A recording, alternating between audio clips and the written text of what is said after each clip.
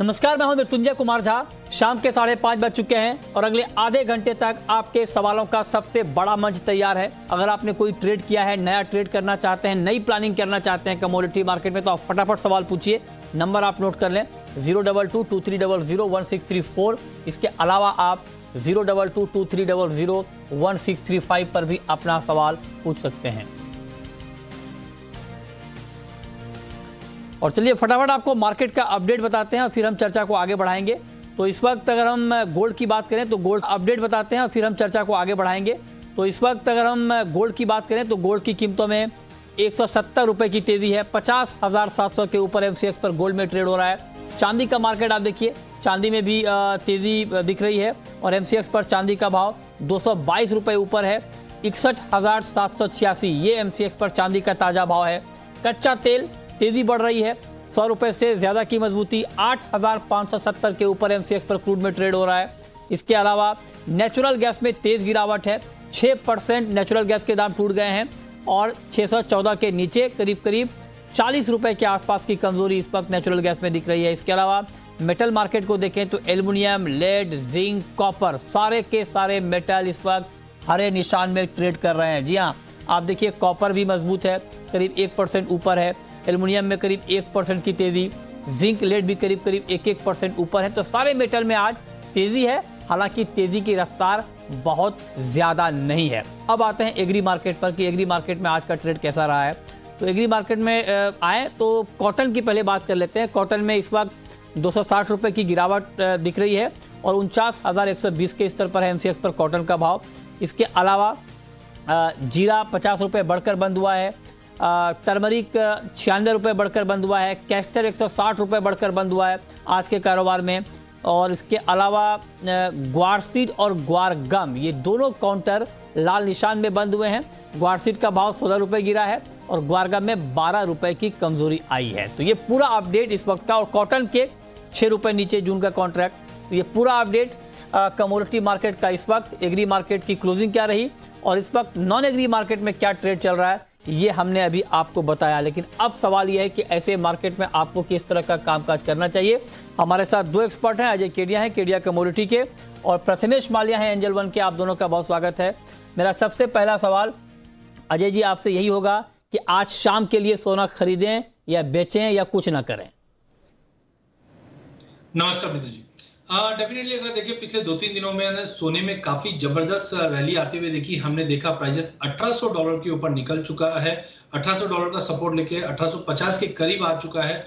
Dollar index में गिरावट है, बॉन्ड यील्ड में गिरावट है और कहीं ना कहीं वापस इकोनॉमी स्लो डाउन या रिसेशन का खतरा है, जिसकी वजह से गोल्ड को सपोर्ट मिला है। बट आज का दिन काफी इंपॉर्टेंट है क्योंकि 1850 के ऊपर होल्ड करने पे ही हम एक नया रेंज देखेंगे। जो डोमेस्टिक मार्केट की बात करें तो 51,000 का हर्डल है।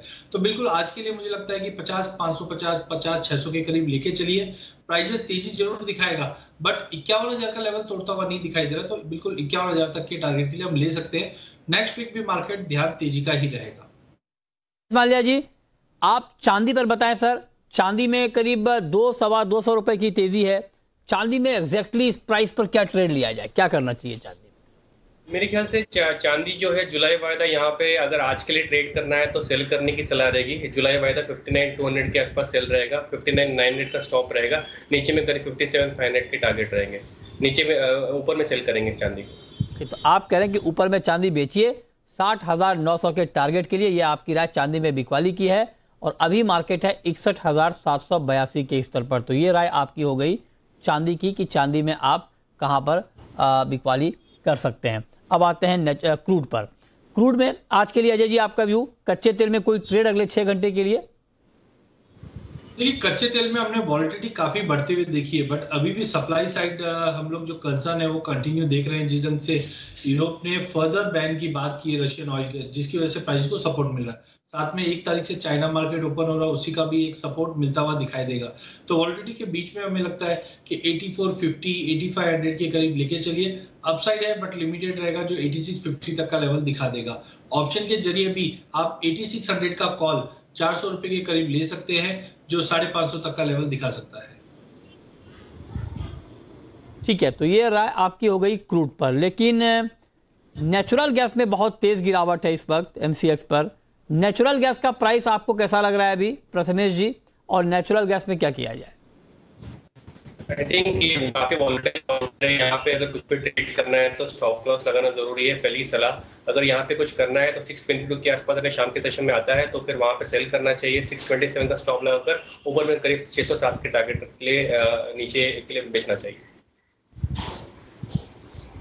ठीक है, तो नेचुरल गैस में इस वक्त 37 रुपए की कमजोरी है, 616 के नीचे इस वक्त एमसीएक्स पर नेचुरल गैस में ट्रेड हो रहा है, इस पर आप नजर रखें। लेकिन मेटल मार्केट, मेटल में आप देखिए कि मेटल के सारे काउंटर जो हैं इस वक्त हरे निशान में ट्रेड कर रहे हैं। कॉपर, जिंक, लेड, एल्युमिनियम, निकल, सारी कमोडिटी में मेटल में तेजी है। तो मेटल में आपकी टॉप पिक इस वक्त क्या है अजय जी, कहां पर ट्रेड लिया जाए बेस मेटल में? बेस मेटल में हमने पिछले 2-3 दिनों में तेजी देखी, खास करके हम कॉपर की बात करें, यहाँ पे हमने शानदार रन अप आते हुए देखा जो करीबन 740 से 780 के करीब जाता हुआ दिख रहा है। जिस ढंग से चाइना ओपन अप हो रहे हैं और डॉलर में जो गिरावट है वो अगले 2-3 सेशन भी कॉपर को सपोर्ट करेंगे। तो मुझे लगता है पूरे बेस मेटल पैक के अंदर कॉपर काफी अच्छा लग रहा है, जो 775 पे लिया जा सकता है। 782 का इमीडिएट टारगेट रहेगा। ठीक है, क्या टारगेट दिया सर आपने कॉपर में? 792 एज ऑफ नाउ है, बट हमें लगता है कि पहले भी हमने 785 790 तक का पुल बैक देखा था, बट टाइमिंग मुझे लगता है 782 के टारगेट के लिए आज इंट्राडे में लिया जा सकता है। ठीक है, अच्छा प्रथमेश जी, कॉपर के अलावा आपकी कोई कॉल मेटल में? मेरे ख्याल से मेरी भी कॉपर में ही पिक रहेगी, कॉपर में ही ज्यादा कॉन्फिडेंस है। मैं भी यहाँ पे कॉपर में ही 784 786 तक के टारगेट देख रहा हूँ। कॉपर में ज्यादा कॉन्फिडेंस है, कॉपर में बाय करके चलना चाहिए। जहां पर ज्यादा कॉन्फिडेंस हो वहीं पर ट्रेड लेना चाहिए और वहीं पर ट्रेड बताना भी चाहिए। दोनों एक्सपर्ट कह रहे हैं कॉपर में तेजी आएगी, तो आपके लिए कोई कंफ्यूजन भी नहीं है। दोनों एक्सपर्ट की एक ही राय है कि कॉपर आप खरीद सकते हैं, तो आप यहाँ पर खरीदें। लेवल का ध्यान रखें, 784 तक का टारगेट आपको एंजल वन की तरफ से दिया जा रहा है। इसके अलावा अजय जी ने भी कहा है कि 782 के ऊपर का भाव दिख सकता है। 782, 84 दो टारगेट आपके सामने हैं, तो इस पर आप नजर बनाकर ट्रेड कर सकते हैं। कॉपर में बाइंग की कॉल आ रही है। चलिए अब फटाफट शुरू करते हैं सवाल जवाब। पहला सवाल है सतीश का, मध्य प्रदेश से। पूछिए सतीश। अब ये गेहूं एक्सपोर्ट बंद किया है तो 15 जून तक क्या रेट आएंगे? 15 जून तक गेहूं का रेट क्या आ सकता है? ठीक है, जब एक्सपोर्ट को बैन किया तो उसके बाद 100-200 रुपए प्रति क्विंटल की गिरावट तत्काल प्रभाव से आ गई गेहूं की कीमतों में। अब बताएं अजय जी, 15 जून तक गेहूं का प्राइस हम क्या देख सकते हैं? देखिए, जैसे हमने पहले भी कहा था कि इंटरनेशनल मार्केट में डेफिनेटली शॉर्टेज है, बट डोमेस्टिक मार्केट में सप्लाई काफी अच्छी है और गवर्नमेंट ने प्रिकॉशनरी जो स्टेप्स लिए हैं जिसकी वजह से एक सेंटिमेंटल प्राइसेस में ड्रॉप आ सकता है। जो हमने वापस रिकैलकुलेट किया तो हमें लगता है कि प्राइसेस में ऑलमोस्ट कोई इतना बड़ा फॉल तो नहीं, बट 100-125 पॉइंट का अगर फॉल आता है, 2150 के आसपास मिलता है, वहां से वापस बाइंग इनिशिएट होते हुए दिखाई दे, क्योंकि इंटरनेशनल में अभी भी शॉर्टेज जो है वो अगले 2-3 महीना लगेगा सप्लाई साइड को कूल ऑफ होने में। तो आई थिंक 2150 2180 का जो जोन है यहाँ पे आके मार्केट कंसोलिडेट कर सकता है। कोई बड़ा फ्री फॉल या कोई बड़ा जंप ऐसा नहीं दिखेगा। मार्केट 2150 से 2550 ये दायरे में ही मार्केट अगले महीने 1.5 महीने ट्रेड करेगा। ठीक है, नेक्स्ट कॉलर सुराना जी हैं हमारे साथ जुड़ रहे हैं। पूछिए सुराना जी। सर जी, मेरे पास जीरा है 230 रुपए के भाव का, 275 आएगा नहीं आएगा? 230, अच्छा, इस भाव पर आपने जीरा लिया था और अभी भाव है 217 का, मतलब 21,750 का भाव है, आपने 23,000 के भाव पर लिया है। बताइए अजय जी, क्या करना चाहिए इनको? देखिए, जीरा के फंडामेंटल काफी मजबूत है और चाइना ओपन होने की वजह से और डिमांड बढ़ते हुए दिखाई देगी, बट टाइमिंग ऑलरेडी ये सब स्टोरी मार्केट पिकअप कर चुका है, जिसकी वजह से हमें लगता है थोड़ा दबाव बना हुआ है। जब तक प्राइसेस 22,100 22,200 के ऊपर वीकली क्लोज नहीं करता है, पूरी गुंजाइश है नीचे में 21,500 से 21,200 तक का लेवल दिखा सकता है। तो शॉर्ट टर्म में डेफिनेटली मुझे लगता है कि प्राइसेस में गिरावट रहेगी जो 21,000 21,200 तक का लेवल दिखा देगी, बट ओवरऑल हमें लगता है कि जीरे के अंदर कहीं ना कहीं लॉन्ग टर्म पॉजिटिव। तो शॉर्ट टर्म के लिए मार्केट में गिरावट है, वेट करना चाहिए, अभी गिरावट का रुख कंटिन्यू रहेगा। ठीक है, तो ये राय आपकी हो गई जीरे के ऊपर कि इसमें आपको क्या करना चाहिए। ठीक है, अच्छा, प्रवीण इस वक्त हमारे साथ जुड़ रहे हैं हिसार से। पूछिए प्रवीण जी। प्रवीण जी, आपको आवाज आ रही है? हाँ जी सर, नमस्कार। नमस्कार, पूछिए। सर, ये प्रथमेश जी ने सिल्वर सेल करवाई थी 59,000 55,000 के टारगेट के लिए, तो अब ये तो काफी बढ़ गई है, क्या करूं? ठीक है, तो प्रथमेश जी, आप अपनी पुरानी कॉल पर अभी भी कायम हैं? क्या सुझाव आपका? मेरे ख्याल से सिल्वर में भी ये अगेन यहाँ पे 60,900 के टारगेट्स के लिए आप सेल करने की तरफ रखते हैं तो आपके जो शॉर्ट्स है वापस यहाँ पे एवरेज कर सकते हैं और पॉसिबिलिटी यहाँ से नीचे का रुख दिखाई दे रहा है करीब और यहाँ से 1,000 से 1,500 रुपये करेक्शन की पॉसिबिलिटी दिखाई दे रही है। ओके ठीक है, 1 से 1,500 रुपये आप करें कि और दाम चांदी के कम हो सकते हैं, तब वहाँ पर आपके लिए नई खरीद का मौका बनेगा। नेक्स्ट कॉलर देवा हमारे साथ जुड़ रहे हैं, पूछिए देवा जी।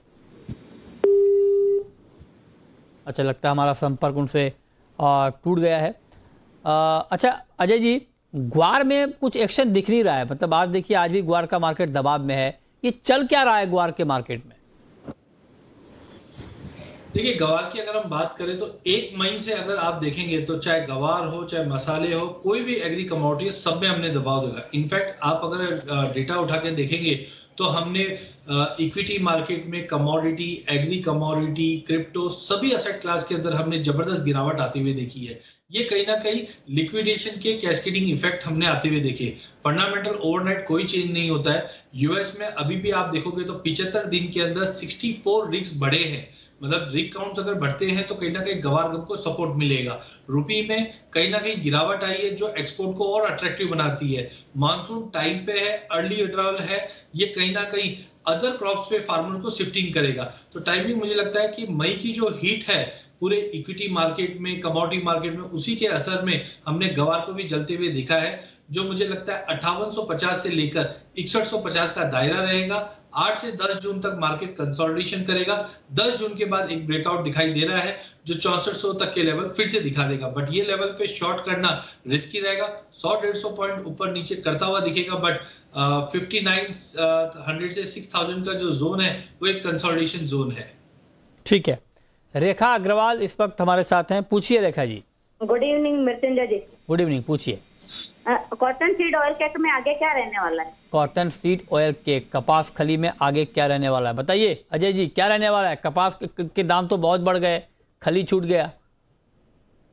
बिल्कुल, ये डिस्पैरिटी 2018 में भी देखा था जब इन दोनों के रेशियो में हमने जबरदस्त गेन देखा था, बट उसके बाद का इतिहास ये भी है कि कॉटन खड़ा रह गया था और कॉटन सीड ऑयल केक में जबरदस्त तेजी आई थी जो 3800 का लेवल 2018-19 में दिखाया था। ऐसा ही कुछ हाल अभी भी बन रहा है। जिस ढंग से क्रॉप के एस्टिमेट्स ड्रॉप हो रहे हैं कंटिन्यू, तो वो कॉटन को तो सपोर्ट कर रहा है, बट कॉटन खली में ऐसा है कि एक्सचेंज के अंदर जो माल है उसकी क्वालिटी कम होने की वजह से हल्की माल के डिमांड में थोड़ा सा ड्रॉप जरूर देखा गया है। अगेन जो पूरे एग्री मार्केट में दबाव ला रहा है, इक्विटी का फॉल, कमोडिटी का फॉल, उसकी वजह से हमने इसमें भी एक दायरा देखा है जो 2750 से 3050 का है। हमें उम्मीद है मिल्किंग सीजन जून 15 से स्टार्ट होगा, यहाँ पे इसको सपोर्ट मिलेगा।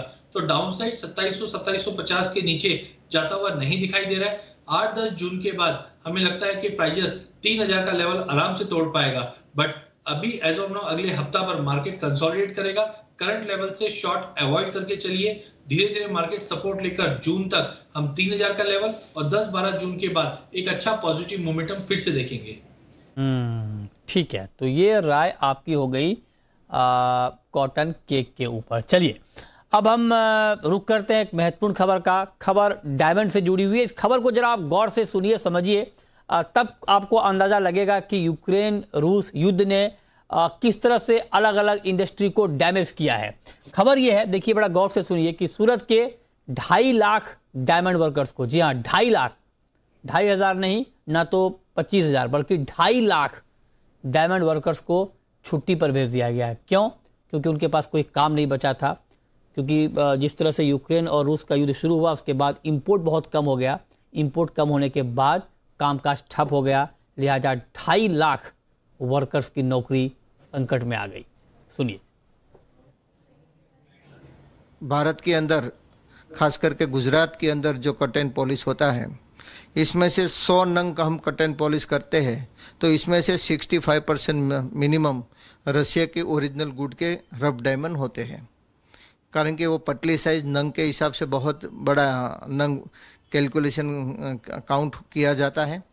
और ये सब के कारण जो घटनाई क्रम बना युद्ध के कारण सप्लाई ऐसे तो धीरे धीरे कम ही हो रही थी, लेकिन लोगों ने वैकेशन भी गाँवों के अंदर जो लेबर पे माल कॉटन पॉलिश करते हैं उन लोगों को सप्लाई कम हो गई थी, यहाँ के जो मैन्युफैक्चरर उन लोगों को माल देते थे। ये इसके कारण पहले 7 दिन का वैकेशन की बात रखी थी और बाद में माल की सप्लाई नहीं मिलने के कारण जो मैन्युफैक्चरर है उसकी तरफ से तो वो वैकेशन भी लंबा के 15 दिन का किया गया है। मेरा चौकस मानना है यूक्रेन और रशिया का युद्ध जब तक चलेगा या अमेरिका बैंड नहीं उठाएगा तब तक ये दिक्कत भारत के कट एंड पॉलिश इंडस्ट्री को रॉ मटेरियल सप्लाई में जो नंग वाइज है उसमें प्रॉब्लम रहेगा। तो ये ग्राउंड सिचुएशन है और ग्राउंड से हमने आपको ये आवाज़ भी सुनाई कि वहाँ पर क्या वजह बताई जा रही है। हमारे साथ मनोज झा इस वक्त जुड़े हैं कामाख्या ज्वेल्स के, जो डायमंड पर बहुत गहरी पकड़ रखते हैं और इंडस्ट्री की हर बारीक बातों से वाकिफ़ हैं। मनोज जी, बहुत बहुत स्वागत है आपका। आप जरा बताएं, अभी हमने ये रिपोर्ट दिखाई गुजरात से, सूरत से, कि 2.5 लाख वर्कर्स को इसलिए छुट्टी पर भेज दिया गया है क्योंकि कामकाज ठप पड़ गया है, इम्पोर्ट वहाँ से कम हो गया है। अल्रोजा जो कि रूस की सबसे बड़ी डायमंड कंपनी है, वहाँ से रफ डायमंड की सप्लाई नहीं हो पा रही है। आप बताइए, आपके पास ग्राउंड इनपुट क्या है, कब तक ये सप्लाई शुरू हो जाएगी, ये संकट कितने दिन तक रहेगा? अभी नमस्कार मृत्युंजय जी। देखिए, इंडियन डायमंड इंडस्ट्री जो है वो 100% इम्पोर्ट ऑफ रफ डायमंड पे ही चलता है। रफ डायमंड इंडिया में आएगी तो ही इंडिया की जो डायमंड इंडस्ट्री है वो चलेगी। एक भी हीरा जो है ना कट एंड पॉलिश होता है वो फॉरेन का ही होता है, जिसमें कि एक जो अल्रोसा कंपनी है रशिया में, वहां से अप्रॉक्स 35 to 40% जो है वो डायमंड इंडिया आती है। और सबसे बड़ी बात क्या है, जो मेजॉरिटी 50% आप पकड़ सकते हैं, 50% जो है वो छोटे डायमंड्स जो होते हैं जिसके लिए वर्क फोर्स सबसे ज्यादा लगते हैं। अगर बड़ा डायमंड है उसके लिए वर्क फोर्स कम लगेगा, लेकिन 50% जो छोटे डायमंड है उसके वर्क फोर्स मैक्सिमम जो गुजरात में काम करते हैं वो अल्रोसा से ही आते हैं। और जब अल्रोसा के ऊपर बैन लगा दिया यूएस ने बैन इसलिए लगाया कि उसमें पार्शियली रशियन गवर्नमेंट का स्टेक है। अब रशियन गवर्नमेंट का स्टेक है तो यूएस ने बोला कि इससे जो कमाई आती है वो जो पैसा है वो जंग में यूज होता है, लड़ाई में यूज होती है, तो इसलिए इसको बैन लगा दिया जाए। इनिशियली उतना पता नहीं चला, ये बैन तो अप्रैल में महीने से पहले ही लग गया था, लेकिन एक आध जो कंपनी थी कुरियर की, वो माल लेके आ रही थी, लोगों के पैसे एक्स्ट्रा पड़े हुए थे अल्रोसा के पास, उससे डायमंड आ रहा था, मार्केट भी थोड़ा स्लो डाउन था तो चल जा रहा था। लेकिन जब सभी कंपनियों ने बंद कर दिया, एट द सेम टाइम सभी बैंकों के ऊपर बैन लग गया कि कोई भी डॉलर या यूरो में अल्रोसा को पेमेंट नहीं कर सकता है। तो पूरे इंडस्ट्री, पूरे वर्ल्ड में कहीं से भी जब पैसा जाना बंद हो गया तो नेचुरली जो है वो इंपोर्ट आना बंद हो गया। जब इंपोर्ट होना बंद हो गया, आपको पहले ये बता दूं, प्राइसिंग के ऊपर भी इसका बहुत बड़ा फर्क है। आप जब दिवाली के बाद ऑलमोस्ट पहले 60-70% डायमंड रेट बढ़ गए थे, लेकिन जब ग्राउंड रियलिटी में थोड़ी मामला ठंडा हो रहा था तो वो 10-15% कम हुए थे। लेकिन जब ये क्राइसिस आया तो छोटे diamond maximum work force use करते हैं, तो वो शुरुआत में लोगों ने सैटरडे संडे बंद रखा। यहाँ चूंकि 12 घंटे की ड्यूटी आवर्स होती है तो 12 घंटे को 8 घंटे किया। अभी जॉबलेस नहीं हुए हैं लोग, फिलहाल लोगों को 15 दिन की छुट्टी पे जाने को कहा है, क्योंकि ये उम्मीद कर रहे हैं कि कोई है। मनोज जी, ये 15 दिन की छुट्टी पेड है या अनपेड है? ये सर कंपनी का डिपेंड है, सबकी अपनी अपनी पॉलिसी है। कुछ लोग पे करेंगे, कुछ लोग ना भी पे करेंगे, कुछ कोई और तरीके से एडजस्ट करेंगे। तो इस तरह 15 दिन का छुट्टी दिया गया है। अच्छा। लेकिन अगर ये वॉर कंटिन्यू हुआ और अगला अगर 2 महीने तक और ये माल नहीं आया तो 2 बड़े कारनामे होंगे। क्या? एक तो ये जो आपने अनाउंस किया 2.5 लाख, ये 2.5 लाख लोगों को नई नौकरी ढूंढनी पड़ जाएगी। अच्छा। Point number 1। पॉइंट नंबर 2, जो अभी ऑलरेडी प्राइस वापस एक नई चढ़ाई डायमंड की चढ़ने लगी है। पिछले 10 दिन में ऑलमोस्ट 5-7% के ऊपर नॉर्मल मार्केट में प्राइस आ गया है, वो कहीं ना कहीं 20-25% और आ जाएगा, जबकि ऑलरेडी दिवाली के टाइम के आसपास का 50-60% डायमंड रेट बढ़ चुके हैं। तो अगर इतना ज्यादा प्राइस बढ़ जाएगा। तीसरी बात, अभी तो जो है बहुत ज्यादा डिमांड नहीं है। चाइना शटडाउन है, चाइना आफ्टर कोविड का मार्केट ढंग से खुला नहीं है। चाइना का जब डिमांड आ जाएगा, जून में लास वेगास का शो है, वहां पे पूरा अमेरिका का डिमांड आता है, उसका डिमांड आ जाएगा, तो डायमंड प्राइसेस आसमान छू जाएंगे और पूरे वर्ल्ड में डायमंड की बहुत कमी होगी। इसलिए ये वॉर का ये सैंक्शन हटना अल्रोसा के ऊपर बहुत जरूरी है, नहीं तो डायमंड देखने को तरसोगे। ऐसा क्या? डायमंड को तो सर, डायमंड देखने को तो हम लोग वैसे भी तरस रहे हैं, हम कौन सा डायमंड खरीद रहे हैं, इतना महंगा है डायमंड। कहने का मतलब और भी प्राइस बहुत ज्यादा बढ़ जाएगी, क्योंकि आपको 35-40% माल ही नहीं मिलेगा और वर्ल्ड में हर नहीं ठीक बात है ये तो, हाँ एक मजाक की बात, लेकिन हाँ ये बात आप ठीक कह रहे हैं कि मामला बहुत गंभीर है, मामला बहुत, इसलिए और गवर्नमेंट को भी इसके अंदर आना चाहिए, कोई ना कोई ऐसा उपाय करना चाहिए कि रशिया से कोई तरीके से माल आ सके इंडिया में, नहीं तो डायमंड इंडस्ट्री के ऊपर बहुत बड़ा फर्क पड़ेगा। प्राइस तो जो बढ़ेगा लेकिन जो हमारा वर्क फोर्स है 2.5 लाख 3 लाख लोग बेरोजगार हो जाएंगे, उसके लिए गवर्नमेंट को जरूर सोचना चाहिए। हाँ ये बात बिल्कुल ठीक है कि भाई किसी की रोजी रोटी पर मतलब आफत ना आए, और ये 2.5 लाख जो वर्कर अभी गए ये बहुत दुखद है, इनको छुट्टी पर भेजा गया है। हम भी ये उम्मीद करते हैं कि ये मामला जल्दी सॉर्ट आउट हो, ये फिर से अपने कामकाज पर लौटें। अल्टीमेटली ये रोजगार से जुड़ा हुआ मसला है। बहुत शुक्रिया मनोज जी आपका जुड़ने के लिए और इस पर डिटेल में बात करने के लिए। चलिए आगे बढ़ते हैं और फटाफट कुछ और सवालों के जवाब लेंगे और हम जानेंगे कि कहाँ पर आपके लिए अच्छा कुछ ऑप्शन के भी ट्रेड हैं। हाँ अच्छा, गोल्ड में ऑप्शन का ट्रेड लेना हो अजय जी तो क्या ट्रेड लिया जाए? प्राइजेस 1800 के ऊपर 1850 तोड़ने की तैयारी में है। अगर ये टूटता है तो हम काफी बड़ा ब्रेकआउट देखेंगे।